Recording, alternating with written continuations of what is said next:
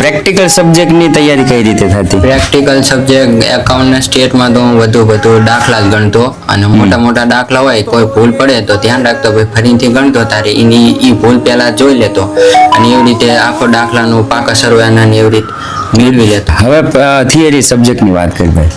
થિયરીમાં eco અને BA એમનું તો હું રિવિઝન રોજ કરતો, તે સવારમાં જાગીને એકાદો વિષય તો લઈ જ લેવાનો તો યાદ રહે. અને કે પોઈન્ટ આપણા મયુર સર આપતા, અને કોન્સેપ્ટ તો આપણે ઇકોનોમિકમાં ગુરુદેવ કરી જ દેતા પૂરા. એ કોન્સેપ્ટને યાદ રાખવા અને રિવિઝન કરી લેવાનું. અરે વાહ. કે વિદ્યાકુલ નો રોલ શું રહ્યો તારા રિઝલ્ટમાં? મારા રિઝલ્ટમાં વિદ્યાકુલનો ઘણો બધો રોલ છે, ગણાવી પણ ના શકાય એટલો બધો. જેમ કે ટ્યુશન હું કાંઈ કરતો નહોતો, ફક્ત વિદ્યાકુલમાં જ ભણતો, નિશાળ થઈને વિદ્યાકુલ. બરોબર.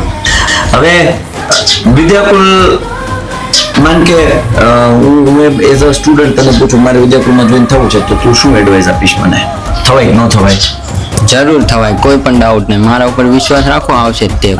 એ કે કરવાનું, અને આપણે લખતું રહેવાનું, એ લખાવાય, એ રિવિઝન કે રિવિઝન કરતું રહેવાનું. બરોબર.